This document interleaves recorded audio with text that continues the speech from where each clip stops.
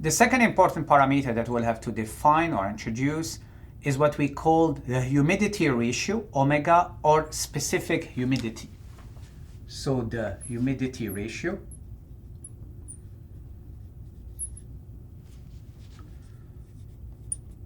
we'll call it omega, or the specific humidity. When we say specific, this means that it's compared to a certain reference.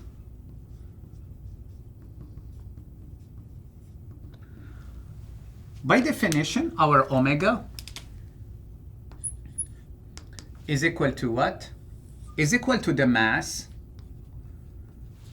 of water vapor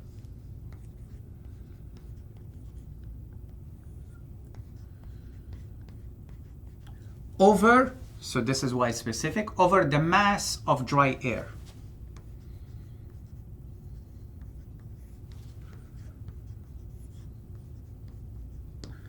Okay, so now we are comparing in this room the mass of water vapor that we have over the mass of the rest, if you want, okay, of the dry air, meaning like the air without water vapor. So this, we will write it as mv over ma. Are we dealing with the ideal gases? Yes, we agreed on this. So therefore, we can apply ideal gas law for both of them, given us PV cross volume over RV cross T. Okay? And this one, for the air, it's the partial pressure of our dry air cross the volume. They're occupying the same volume because we are following Dalton's law, over the gas constant of air cross T. Here we said we have the same volume, so this will disappear with this one, and we have the same temperature also. So this means that our omega is equal to what? Is equal to RA over RV cross PV over PA, the partial pressure of water vapor over the partial pressure of dry air. The sum of the two gives you your atmospheric pressure. And you see here, okay, that we don't have the same gas constant, okay? So they don't cancel out. But we know that the gas constant of our air is 0.287, while the gas constant of our water vapor is 0.4615 kilojoules per kilomoles Kelvin. And PV over PA. And this ratio will give us a constant value, which is 0.622 PV over PA. Okay? So now to summarize, what do we have? We have our omega,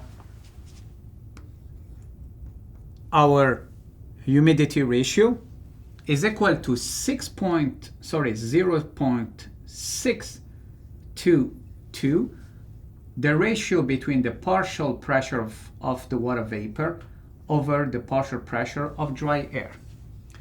We can actually replace this. We can write it also differently. We can say, look, we know that this is the total pressure of the mixture minus the partial pressure of the water vapor. So we can write it as PV over P minus PV. Okay? Why? Because we know that P of the mixture is equal to PA plus PV. We can also actually use the definition of our phi to replace this guy here. So then we can write this one. We know that phi is equal to PV over P saturation. So therefore PV is equal phi cross P saturation, and we can replace it here. And write also that omega is equal to what? 0.622 cross phi saturation pressure at a temperature T over the pressure of our dry air. So now basically we defined omega, our humidity ratio, and we defined our phi, which is the relative humidity. So to summarize, phi tells you about how much water actually your air can hold. If you are having a value of 100%, this means you cannot add more water, so the dry air reaches saturation. Omega now is telling you in terms of mass, okay? What is the actual mass of your water vapor compared to the mass of your dry air? So this means that omega is an important actually parameter, for example, for fog catchers. This is the mass of the water vapor that they can capture, okay, and therefore use.